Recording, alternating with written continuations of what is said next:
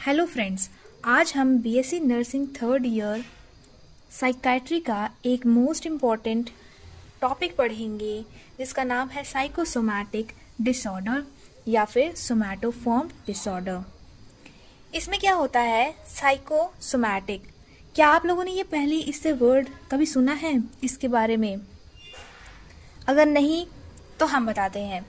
Psychosomatic ये एक ऐसा डिसऑर्डर है जिसमें बॉडी और माइंड दोनों इंक्लूड होते हैं, दोनों अफेक्ट होते हैं। जैसे कि मान लीजिए किसी को कोई इंसिडेंस हुआ तो उसने अपनी फीलिंग्स को सप्रेस कर रखा है अपने सब सेंटर ब्रेन में, वो अपनी फीलिंग्स को बाहर नहीं ला रहा है। तो ऐसी कंडीशंस में क्या होता है कि माइंड तो अफेक्ट हो ही रहा है, साथ ही साथ वो एक फिजिकल सिम्टम के रूप में शो होने लगता है। और वैसे सिम्टम्स को अगर हम डॉक्टर के पास जाके दिखाते हैं तो डॉक्टर्स को इन्वेस्टिगेशन करने से उसके अंदर कोई भी पैथोलॉजिकल सिम्टम या पैथोलॉजिकल कॉज नहीं दिखाई देता। मतलब जैसे कि डिजीजेस में पैथोलॉजिकल दिखाई देता है, किसी वायरस बैक्टीरिया के कारण कोई डिजीज होती है, लेकिन साइकोसोमैटिक डिसऑर्डर में फिजिकल सिम्टम्स तो शो हो रहे हैं लेकिन उसका पैथोलॉजिकल कॉज शो नहीं होता, और यही कंफर्म करता है कि ये एक साइकोसोमैटिक डिसऑर्डर है। तो इंट्रोडक्शन से स्टार्ट करते हैं। Psychosomatic means mind and body. A psychosomatic disorder is a disease involving both mind and body. It is also called psychophysiological disorder. Psychosomatic में mind और body दोनों included होते हैं, और psychosomatic disorder को ही psychophysiological disorder कहते हैं। मतलब psycho means mind, physiological means body disorder। मतलब mind में कुछ भी हो रहा होगा उसके कारण वो body को भी affect करेगा। Condition in which psychological stress adversely affect physiological functioning to the point of distress. Stress के कारण हमारी बॉडी किसी न किसी वे में अफेक्ट होगी, वो आप आगे और समझेंगी। सो डेफिनेशन में आते हैं। Somatoform disorder is the presence of physical symptom without any organic cause. Physical somatoform disorder एक ऐसा डिसऑर्डर है जिसमें फिजिकल सिम्टम्स तो दिखाई देते हैं, जैसे पेन, फीवर, स्टमक एक, हेड एक, नोजिया, वॉमिटिंग, ये सब फिजिकल सिम्टम्स हैं, लेकिन उनका कोई ऑर्गेनिक कॉज नहीं दिखाई देता। सेकेंड डेफिनेशन है a syndrome of multiple somatic symptom that cannot be explained medically and are associated with psychological distress and long-term seeking of assistance from healthcare professional। ये एक ऐसा सिंड्रोम है जिसमें मल्टीपल सोमैटिक सिम्टम्स दिखाई देते हैं। इसका यही मतलब हुआ कि मल्टीपल फिजिकल सिम्टम्स दिखाई देते हैं जो कि एक्सप्लेन नहीं कर सकते मेडिकली, उसके पीछे का रीज़न हम नहीं बता सकते, और वो एक ऐसा साइकोलॉजिकल डिस्ट्रेस है जिसमें हेल्थ केयर प्रोफेशनल की बहुत नीड होती है। सो अब बात करते हैं क्लासिफिकेशन की। क्लासिफिकेशन है, इसका 5 क्लासिफिकेशन है। फर्स्ट है सोमैटाइजेशन, जिसको कि सोमैटोफॉर्म भी कहते हैं। दूसरा है कन्वर्जन, तीसरा है पेन डिसऑर्डर, चौथा है हाइपोकॉन्ड्रियासिस, और पांचवा है बॉडी डिस्मॉर्फिक डिसऑर्डर। तो पहला क्या है सोमैटाइजेशन। इसमें क्या होता है कि अगर बॉडी में मोर देन 8 सिम्टम्स दिखाई दे रहे हैं, वो कुछ भी हो सकता है, pain, nausea, headache, fever, anything. तो अगर वो 8 सिम्टम्स दिखाई दे रहे हैं उससे या फिर उससे ज़्यादा, लेकिन वो सब एक दूसरे से कोरिलेट नहीं होते। अगर बॉडी में कोई डिजीज कंडीशन होती है किसी भी पेशेंट को, तो उससे किसी एक पर्टिकुलर सिस्टम से रिलेटेड बहुत सारे सिम्टम्स शो होते हैं, उसी पर्टिकुलर ऑर्गन से रिलेटेड। जैसे अगर जीआई सिस्टम का कोई भी डिजीज़ है तो उसमें हमें क्या सिम्टम्स मिल सकता है? नोजिया मिल सकती है, वॉमिटिंग मिल सकती है, या कॉन्स्टिपेशन मिल सकता है, या हेडेक भी हो सकता है उससे। इस टाइप के सिम्टम्स उस ऑर्गन से रिलेटेड हमको मिलेंगे या फिर सिस्टम से रिलेटेड हमें मिलेंगे। लेकिन अगर 8 से ज़्यादा सिम्टम हमें दिखाई दे रहे हैं लेकिन वो कोरिलेटेड नहीं है, मतलब कभी हेड में दर्द हो रहा है, कभी पेट में दर्द हो रहा है, कभी पैर में दर्द हो रहा है, कभी अजीब सी फीलिंग हो रही है, कभी बैक एक हो रहा है, कभी स्टमक एक हो रहा है, कुछ भी हो रहा है, कहीं से भी कुछ भी सिम्टम शो हो रहा है, तो ये एक सोमैटाइजेशन का मतलब ये शो करता है कि वो उसका कोई पैथोलॉजिकल कॉज नहीं है, वो एक साइकोलॉजिकल उसके उसके पीछे कोई साइकोलॉजिकल कॉज है। और अगर ये सिम्टम 2 साल से ज़्यादा लगातार शो हो रहा है तो ये कंफर्म करता है कि एक साइकोलॉजिकल डिसऑर्डर है। ठीक है, इसी में सोमैटाइजेशन में ही मल्टीपल फिजिकल सिम्टम्स शो होते हैं। फिर सेकंड है हमारा कन्वर्जन को ही हिस्टेरिया भी कहते हैं, पहले कहते थे, तो अब उसका नाम बदल के कन्वर्जन रख दिया है, और पहले इसे अटेंशन सीकिंग डिसऑर्डर भी कहते थे। ठीक है, अब हम इसे कन्वर्जन के नाम से जानते हैं।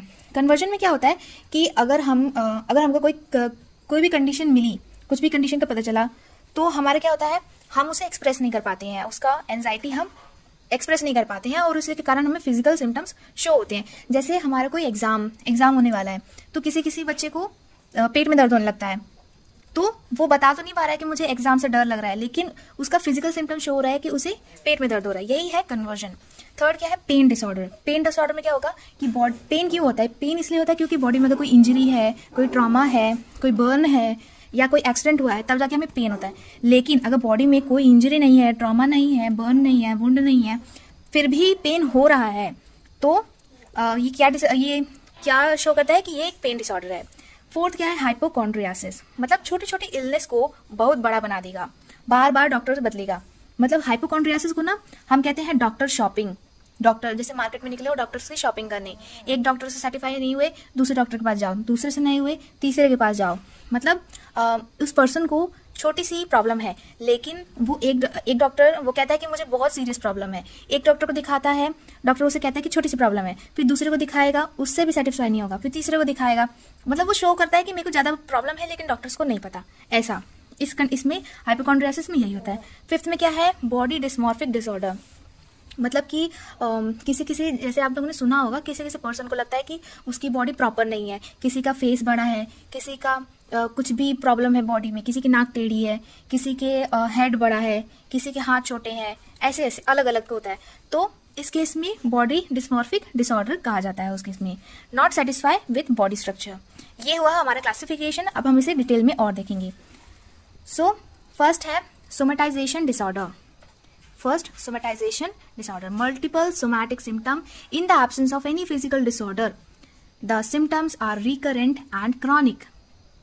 At least 2 years of duration is needed for diagnosis. जैसे मैंने पहले बताया था कि multiple somatic symptoms शो होंगे 8 से ज़्यादा, लेकिन उसके पीछे कोई भी physical disorder नहीं होगा। और जो सिम्टम्स होंगे वो रिकरेंट होंगे, जल्दी जल्दी होंगे, और क्रॉनिक होंगे, लगातार, मतलब बहुत लंबे समय से होंगे। एटलीस्ट 2 ईयर्स से ज़्यादा का ड्यूरेशन अगर हो रहा है वही सिम्टम, वो शो करता है कि वहाँ पे सोमेटाइजेशन डिसऑर्डर है। दूसरा क्या है, conversion disorder. The presence of poly symptom rising from repression of anxiety. मतलब कन्वर्जन में क्या बताया था मैंने कि हमें कुछ भी कंडीशन सुन के हमें एंजाइटी हो रही है, लेकिन हम उसे एक्सप्रेस नहीं कर रहे हैं, हम अपने इमोशंस को हम लोग रिप्रेस कर रहे हैं, तो उसके कारण हमारी बॉडी सिम्टम बहुत सारे सिम्टम्स शो करेगी। देन दूसरा क्या है, a condition in which person have physical symptoms of health problem but no injury or illness to explain them. मतलब ये कंडीशन है जिसमें पर्सन को फिजिकल सिम्टम्स शो हो रहे हैं, लेकिन कोई भी हेल्थ प्रॉब्लम या इंजरी इलनेस उसमें दिखाई नहीं दे रहा है। यही है कन्वर्जन डिसऑर्डर। मतलब जैसे हम लोग मैंने यहाँ पे एग्जांपल लिखा है कि जैसे हम लोग स्कूल का होमवर्क मिलता है, और मतलब छोटा बच्चा है, उसको स्कूल का होमवर्क मिला, उसने वो स्कूल का होमवर्क नहीं किया, अब नेक्स्ट डे उसे जाना है स्कूल, वो अपने पेरेंट्स को बता भी नहीं रहा कि मैंने होमवर्क नहीं किया इसलिए मुझे नहीं जाना है। अब उसे एंजाइटी हो रही है, घबराहट हो रही है उसके कारण, क्योंकि उसने इनकम्प्लीट होमवर्क है। फिर वो क्या करेगा, वही एंजाइटी उसको बॉडी सिम्टम में शो होगी, पेट दर्द होगा, या फिर कोई बच्चा बेहोश भी हो जाता है। तो वो क्यों होता है, क्योंकि हम अपनी एंजाइटी को रिप्रेस कर रहे हैं, अपनी इमोशंस को रिप्रेस कर रहे हैं, और यही एक फिजिकल सिम्टम है कन्वर्जन डिसऑर्डर का। देन नेक्स्ट है pain disorder. Preoccupation with pain in the absence of an adequate physical basis for it. Pain disorder मतलब वही, ये कोई भी फिजिकल बेसिस नहीं है, कोई भी वुंड वगैरह ये बर्न वगैरह नहीं है, लेकिन फिर भी पेन हो रहा है, तो ये पेन डिसऑर्डर को शो करता है। सो फोर्थ है hypochondriasis. Preoccupation with having a serious disease in the absence of medical reason. मतलब छोटी सी प्रॉब्लम है या फिर मेडिकल रीजन है भी नहीं, लेकिन उसमें कुछ अगर सिम्टम शो हो रहे हैं पेशेंट में, तो वो उसको लगता है कि ये एक बहुत ही सीरियस डिजीज है, और इसी को लेकर वो अलग अलग डॉक्टर्स के पास जाता है। डॉक्टर्स उसे मना करते हैं कि नहीं भाई आपको कुछ नहीं है, लेकिन वो फिर दूसरे डॉक्टर के पास जाता है, फिर तीसरे के पास जाता है, फिर चौथे के पास जाता है, इसी तरह वो डॉक्टर्स के पास भटकता ही रहता है, उसे लगता है कि ये एक सीरियस डिजीज है।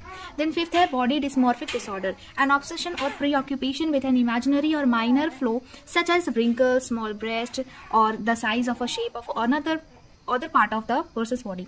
मतलब बॉडी डिस्मॉर्फिक डिसऑर्डर, जैसे एक हीरोइन है इलियाना डिक्रूज, साउथ इंडिया की एक हीरोइन है, उसको क्या लगता है कि उसको भी ये प्रॉब्लम थी कि उसे लगता था कि उसका बॉडी सही प्रॉपर नहीं है। उसको अगर आप सर्च करेंगे गूगल में तो आपको पता चलेगा।